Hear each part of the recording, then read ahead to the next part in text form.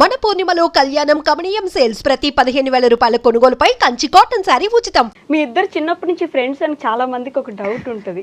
చిన్నప్పటి నుంచి ఫ్రెండ్సా మీరిద్దరు? చిన్నప్పటి నుండి కాదు, కానీ చిన్నప్పటి నుండి మిస్ అయిందంతా ఈ 4 ఇయర్స్లో ఫుల్ఫిల్ చేసేసాం. ఫస్ట్ చెప్పాలి అంటే యశు లేనప్పుడు యశు గురించి చెప్తే ఎవరి గురించి చెప్తున్నావు అని చాలా మందికి తెలియదు, కాబట్టి తిను యశు కంప్లీట్ నేమ్ యశ్వని కదా, అది పిలిస్తే నాకే కొత్తగా ఉంటుంది. యశ్వని కాక మేమిద్దరం 2022లో జిమ్ మేట్స్ అనమాట. ఒకే రోజు అనుకోకుండా వెళ్ళాము. నేను గోవా వెళ్ళి ఫుల్ లావ్ అయ్యాను అని నేను, తర్వాత ఇంట్లో కూర్చొని తిని లావ్ అయ్యాను అని తని ఒకే రోజు జాయిన్ అయ్యాం జిమ్ లో. కానీ ఎవరితో మాట్లాడేది కాదు తిను. నాతో ఎందుకు మాట్లాడింది అంటే మా ఇద్దరి సేమ్ కార్స్ ఒకే దగ్గర పార్క్ చేసేవాళ్ళం అనమాట. తనే వచ్చి ఫస్ట్ టైం నన్ను పలకరించింది. ఏమని పలకరించావు? ఏమో గుర్తులేదు. యాక్చువల్గా ఏంటంటే సేమ్ కార్ మీది మాది, నెంబర్ కూడా ఒకటే డిఫరెన్స్. అప్పుడు నా కార్ నెంబర్ 9594, దీని 9591. ఓకే. సో అది చూసి చాలా ఎక్సైట్ అయ్యి వచ్చి కారు మీదేనా, మన ఇద్దరిది సేమ్ కలర్ కారు, నెంబర్ కూడా సేమ్, ఒకే ఒక నెంబర్ డిఫరెన్స్, మొత్తం అంతా సేమ్ అనమాట. సో అప్పుడు అడిగితే ఓహో అవునా అన్నాం. అన్న తర్వాత నెక్స్ట్ డే ఏంటంటే మా జిమ్ మాస్టర్ పేర్ చేస్తారనమాట, ఇద్దరు కలిసి వర్కౌట్ చేయాలని మా ఇద్దరిని పేర్ చేశారు. ఓకే. తర్వాత 3 days తర్వాత మేడం గారు కార్ తీసుకెళ్ళి ఒకరికి గుద్దింది. తర్వాత టెన్షన్గా వచ్చింది అనమాట పైకి. ఏమైంది యశు? ఆయన యశ్వని అంటే నాకు కష్టం ఉంది, నేను ఏమని పిలవాలి అంటే నీకు ఏది అనిపిస్తే అది పిలువమనింది. యశు అని స్టార్ట్ చేశా. అడిగితే చెప్పింది అనమాట, కార్ తీసుకెళ్ళి గుద్దేశాను అంటే. ఎందుకు గుద్దావు అంటే దోమ వచ్చింది కొట్టా, స్టీరింగ్ దోమ వచ్చింది, స్టీరింగ్ వదిలేసి. యాక్చువల్గా అప్పుడు చెప్పలేదు, తర్వాత చెప్పాను. అప్పుడు చెప్పలేదు యాక్చువల్గా. అది వెళ్ళి ఏదో అది వేస్ట్ తొక్క కార్ని గుద్దేశాను. అదేమో మంచిగా ఉంది, ఈ కార్కి ఎక్కువైంది డ్యామేజ్. సో తెలిసిన వాళ్ళు ఉన్నారు కాబట్టి తీసుకెళ్ళి కార్ అక్కడ షెడ్లో ఇచ్చాం. సో నెక్స్ట్ డే నుండి జిమ్కి రావాలి కదా, నేను వెళ్ళి పికప్ చేసుకున్నాను అనమాట. అప్పుడు మేమిద్దరం కొంచెం క్లోజ్ అయ్యాం. అండ్ మా ఇద్దరిదే పేరు కాబట్టి రోజు వర్కౌట్స్ చేయడం వల్ల కార్ రిపేర్ అయ్యి వచ్చిన తర్వాత తిను నన్ను పిక్ చేసుకునేది, మా ఇంటి పై నుండే వెళ్ళేదన్నమాట. అట్లా ఇంకా జిమ్ లో ఎంతమంది అన్నా రాని ఏమన్నా కానీ మాకు సంబంధం లేదు, మేమిద్దరం ఫుల్ చెల్లైపోయాం. రాక్షసి లాగా చేపించేది నన్ను వర్కౌట్స్. మరి 3 months కాదు 6 months లో 35 kgs తగ్గించా. 35 kgs. నేను ఇప్పుడు కూడా లావు ఉన్నానని చాలా మంది అంటారు, కానీ అప్పుడు ఇంకా నేను బొద్దుగా ఉండే. నా బాడీ ఫస్ట్ నుంచి బొద్దుగానే ఉంటాను నేను. ఎంత సన్నగా ఉన్నా నీలాగా నేను అవ్వలేను. సో 35 kgs తగ్గించిందంటే స్వప్నకే అంట. అసలు ఒక రోజు నేను ఈటీవీ షూట్కి వెళ్తే ఆ రోజు నేను మిస్ చేస్తా. ఆ రోజు మిస్ చేసినప్పుడు నేను లేకపోతే ఇంకేం చేయదు, రిలాక్స్. నెక్స్ట్ డే మొత్తం చేయించేదాన్ని అనమాట. అంటే టార్గెట్ పెట్టుకున్నాం ఇంత అవ్వాలి అని. అండ్ తను యాక్టివ్గా ఉన్నంత సేపు తను కొంచెం బొద్దుగుంటే ఏమవుతుంది, తను ముద్దుగుంటుంది, నాకు నచ్చుతుంది. సో పెట్టుకున్న టార్గెట్ని రీచ్ అయ్యాం. బట్ ఇప్పుడు స్టిల్ మేము వర్కౌట్ చేస్తూనే ఉంటాము. తర్వాత ఏంటి అంటే సడన్గా ఒక రోజు రాలేదు, 2-3 రోజులు డుమ్మా కొట్టింది. ఎందుకు డుమ్మా కొట్టావంటే నేను జాబ్ చేయాలనుకుంటున్నా, ఇంట్లో బోర్ కొడుతుంది అని చెప్పింది. సో ఏం జాబ్ చేస్తావు అంటే తెలిసిన వాళ్ళ దగ్గరే మార్నింగ్ వెళ్ళేసి ఈవినింగ్ 6 వరకు అది మామయ్య వాళ్ళ కంపెనీ అనమాట. సో ఏదో టైం పాస్ చేద్దాం అని చెప్పేసి వెళ్ళాను, కానీ అక్కడ నచ్చలేదు అంతగా. అండ్ పప్పుకి నచ్చలేదు. అవసరమా అంటే దీనికి నేను పప్పు అంటే చాలా ఇష్టం. ఓకే. సో నేను మెంతికూర పప్పు చాలా బాగా చేస్తాను. అదే అడగబోతున్నా, అసలు పప్పు అనే పేరు ఎలా వచ్చింది? చిన్నప్పటి నుండి నాకు పప్పు అంటే ఇష్టం వైషు. ఇంట్లో మా మమ్మీ వాళ్ళు మా చెల్లి అప్పుడప్పుడు పిలిచేదన్నమాట. తర్వాత మా హస్బెండ్ ఒక్కడే ఇప్పుడు పిలుస్తాడు, ఇంకెవ్వరు పిలవరు. తర్వాత ఇంకా మా ఆయన పిలిచింది, పట్టుకుంది, పప్పు అని పెట్టుకుంది. అంతకు ముందు ఫోన్ లో వైట్ లాన్ ఉండేది. తర్వాత పప్పు అని ఫీడ్ చేసుకున్నాను. ఏదైనా స్పెషల్ గా పిలవాలి కదా, సో అని చెప్పేసి ఓన్లీ బావ పిలుస్తాడు, తర్వాత యశు పిలుస్తుంది, అంతే. స్టోరీ మిస్ అయిపోయింది. అలా వెళ్ళాను, కానీ అవసరమా నీకు, వెళ్ళొద్దు అట్లానండి. సర్లే అని చూశాను. ఒక 2 days వెళ్ళాను. మా కజిన్ కూడా ఉన్నాడు అక్కడ. అంత వర్కౌట్ అవ్వట్లేదు అని చెప్పేసి నేను రావట్లేదు మావయ్య అని చెప్పేసాను. 3 daysకే చెప్పేసా. యాక్చువల్గా ఏం జరిగింది అంటే జాబ్కి వెళ్తుంది తను. అప్పుడు 15,000 20,000 ప్యాకేజ్ మాట్లాడింది ఎవ్రీ మంత్. సో మార్నింగ్ వెళ్ళి ఈవినింగ్ వచ్చేసరికి వర్కౌట్ మీద ఇంట్రెస్ట్ ఉంది కానీ చేయలేకపోతుంది. ఇంట్లో వంట అండ్ గుడ్ థింగ్ ఏంటంటే అసలు మేడ్ని పెట్టుకోదు, మొత్తం వర్క్ అంతా తనే చేసుకుంటుంది. సో అది చేసి వర్కౌట్ దగ్గరికి వచ్చిన తర్వాత నువ్వు ఇంత కష్టపడ్డాం ఎందుకు అంటే ఏదో ఒకటి చెయ్యాలి, నాకు బోర్ కొడుతుంది అని. అప్పుడు నేను చెప్పా, ఏదో ఒకటి అయితే నేను మంచి కుక్ చేస్తాను, నేను షెఫ్ కదా. సో నీకు తనకి వీడియోగ్రఫీ అంటే చాలా ఇష్టం నాకు తెలుసు. జిమ్ లో ఏది చేసినా 4-5 ఫోటోలు తీసేది. సో అప్పుడు నాకు అనిపించింది అనమాట, నీకు ఫోటోగ్రఫీ అంటే చాలా ఇష్టం కదా, సో నేను వంట చేస్తాను, నువ్వు వీడియోస్ తీయు, నాకు ఎప్పటి నుండో యూట్యూబ్ ఛానల్ పెట్టుకోవాలని ఉంది, సో నువ్వు సపోర్ట్ ఉంటే అని నాకు చాలా ఇష్టం యశు అంటే. ఫస్ట్ డే నుండే మేము ఇద్దరం కలిసిపోయాము. ఫస్ట్ నాకు పప్పు దగ్గర ఫ్రెండ్షిప్, అది ఆ బాండింగ్ బిల్డ్ అయిపోయింది అనమాట. అంతమందిలో నేను ఎక్కువ క్లోజ్ అయింది పప్పుకే అనమాట. ఆ ఫ్రెండ్షిప్ తర్వాత మాది యూట్యూబ్ జర్నీ అనేది స్టార్ట్ అయింది. ముందు మేము ఫ్రెండ్స్ మేము ట్రిప్పులకి వెళ్ళాము. ఫస్ట్ ట్రిప్ ఎక్కడికి? ఫస్ట్ ట్రిప్ వెళ్ళక ముందే మనం ఛానల్ స్టార్ట్ చేసాం పాప. ఓకే. అయితే నేను చెప్పాను అనమాట, నేను కుక్ చేస్తా, నువ్వు వీడియోస్ తీయు, వర్కౌట్ అవుతే అవుతుంది, లేకపోతే లేదు. కానీ అందరిలాగా కాదు మన ఛానల్, కొంచెం మనం ఏంటి అనేది దగ్గరగా చూపించాలి. అంటే నేను కెమెరా ముందుకి రాను, నాకైతే ఇష్టం ఉండదు కెమెరా ముందు, ఫ్రంట్ కెమెరా, బ్యాక్ కెమెరా అయితే ఉంటా అని చెప్పింది. నిజంగా ఇష్టం ఉండదా అట్లా స్వప్నక్క చెప్పమని చెప్పింది యశోక్క? అట్లా ఎందుకు చెప్తుంది? యాక్చువల్గా కొట్టేలా ఉంది. లేదు, ఒకసారి మీరు ప్రీవియస్ వీడియోస్ చూసుకుంటే నేను ఒక గిఫ్ట్ తీసుకొచ్చాను, వాచ్, దీనికి స్పోర్ట్స్ వాచ్ తీసుకొని వస్తే ఇది నా యశు గిఫ్ట్ ఇచ్చింది అని చెప్పేసి నేను వీడియోలో కూర్చోబెట్టింది. ఆ వీడియో చూడండి, మీరు కావాలంటే చూడండి, నా చూపులు ఎటో ఉంటాయి. అది ఫస్ట్ వీడియో. నన్నే అంటుందా? మీరు అంటే అందరినీ చూడమని చెప్తున్నాను. అయితే ఫస్ట్ నాకు రూల్ అదే పెట్టింది, ఫ్రంట్ కెమెరా నాకు ఇష్టం ఉండదు అండ్ నేను కంఫర్ట్ ఉండను అని. అయితే ఫస్ట్ అయితే స్టార్ట్ చేద్దాం, తర్వాత చూద్దాం అని చెప్పేసి ఛానల్ అంతా ప్రిపేర్ చేసాం. కానీ ఆ రోజు ఇంకా ఛానల్ ఓపెనింగ్ అనౌన్స్ చేయడం అట్లా ఏం చేయలేదు. నేను ఈటీవీ షూట్కి వెళ్తే September 30th అమ్మవారిని చాలా బాగా రెడీ చేసాం, దసరా స్పెషల్ ఎపిసోడ్ అనమాట. రెడీ చేసిన తర్వాత నాకు అనిపించింది అమ్మవారిని ఫస్ట్ ఈ వీడియో పెట్టాలని ఒక వీడియో తీసి యశుకు పంపించి ఈ రోజు ఛానల్ స్టార్ట్ చేసేయి, ఈ రోజు నుండి మనం వీడియోస్ పెడదాం అని చెప్పారు. ఇమీడియట్ గా వర్కౌట్ చేయడం ఆపేసింది, జిమ్ లో ఉంది, ఎక్కడికి వెళ్ళినా మాకు ఆ జిమ్మే వస్తుంది. అక్కడ వర్కౌట్ చేయడం స్టాప్ చేసేసి ఆ వీడియో అప్లోడ్ చేసి మన ఛానల్ ఈ రోజు నుండి అఫీషియల్ గా స్టార్ట్ అవుతుంది అని అనుకున్నాం. తర్వాత అన్ని ఓన్లీ చిన్న చిన్న అంటే నేను ఏదైనా కుక్ చేసిన సాంగ్ చేసి పెట్టేవాళ్ళం. తర్వాత మేము ట్రిప్కి వెళ్ళాం.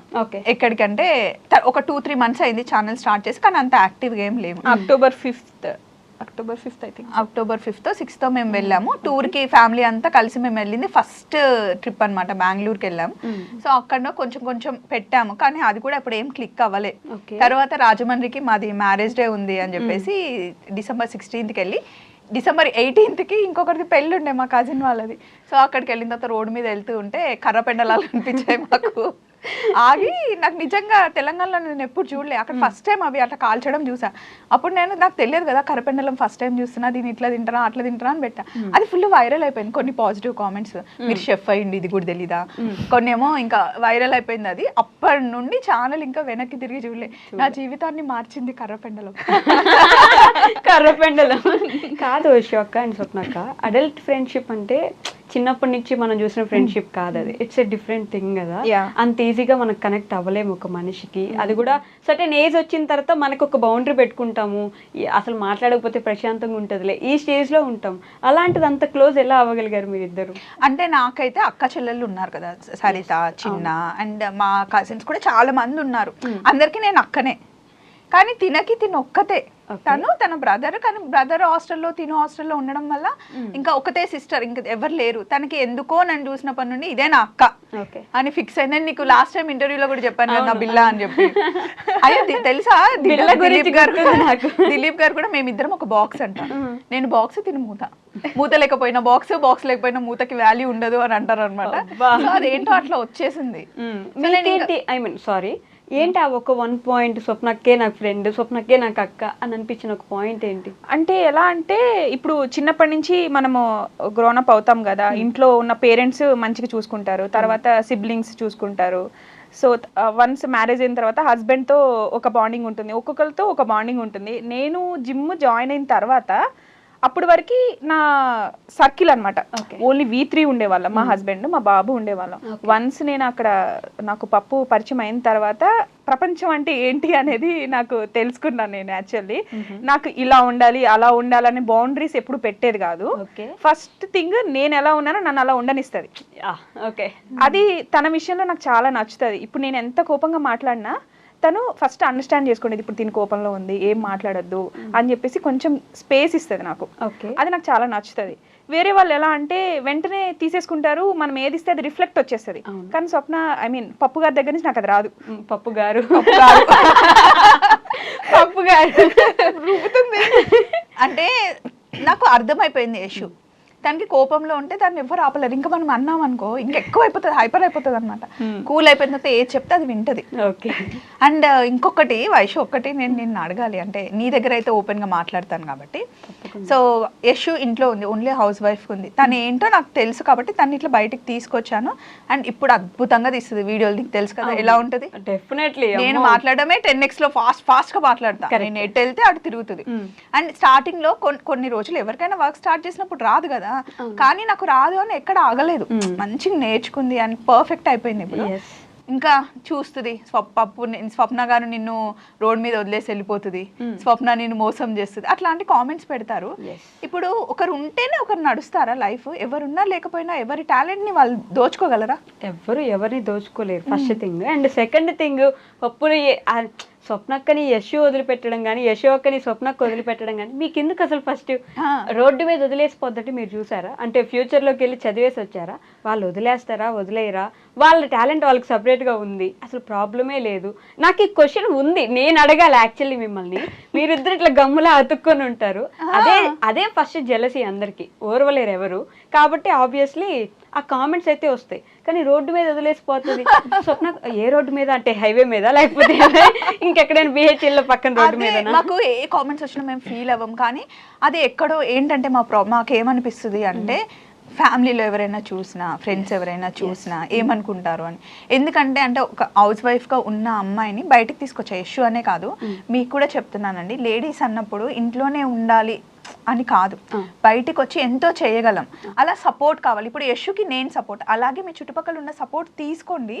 కానీ ఇప్పుడు నేను యశుని నిజంగానే ఒకవేళ వదిలేసిన, లేకపోతే నేను లేకపోయినా తన దునియాలో బతకగలదు. ఇప్పుడు ఒకప్పుడు 4 years బ్యాక్ భయపడేది, అమ్మో నేను వెళ్ళలేనేమో, నేను జాబ్ చేయలేనేమో, నాకు నలుగురితో మాట్లాడడం సెట్ కాదు. జిమ్లో ఉన్నప్పుడు కూడా అనేది, ఎందుకు వాళ్ళతో మనం మాట్లాడాలి, లేకపోతే ఏమవుతుంది, మన ఫ్యామిలీ ఉంది కదా, మనకు ఫ్రెండ్స్ ఎందుకు, వాళ్ళు ఎందుకు, వీళ్ళు ఎందుకు అనేది. కానీ ఇప్పుడు మా సర్కిల్లో ఎవరైనా 4 రోజులు ఫోన్ చేయకపోతే తనే ఫోన్ చేసి మాట్లాడుతుంది. అసలు యాక్చువల్గా ఏంటంటే జనాలతో నేను ఎక్కువ మింగిల్ అవ్వలేను. అంటే చెప్పాను కదా, నా ఇంట్రోవర్ట్ అంటే సర్కిల్. అండ్ ఇంకొకటి ఏంటంటే నా కంఫర్ట్ నాకు ఉంటుందో ఉండదా అంటే కొంచెం అడ్జస్ట్ అవ్వాల్సి వస్తుందేమో అని చెప్పేసి అదొక చిన్న ఇన్ఫీరియారిటీ కాంప్లెక్స్ అనుకోవచ్చు మేబీ. అట్లా ఉంటుంది అనమాట. ఈవెన్ నేను కాలేజ్ డేస్ లో ఉన్నప్పుడు కూడా గ్రూప్స్ ఉండేవాళ్ళు, కానీ నేను సింగిల్ గా ఉండేదాన్ని. గ్రూప్స్ అందరూ నాతో మాట్లాడేవాళ్ళు, నేను అందరితో మాట్లాడతాను.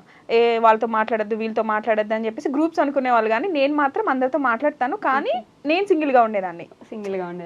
నాతో వచ్చి మాట్లాడితే నేను మళ్ళీ మంచిగా మాట్లాడతాను.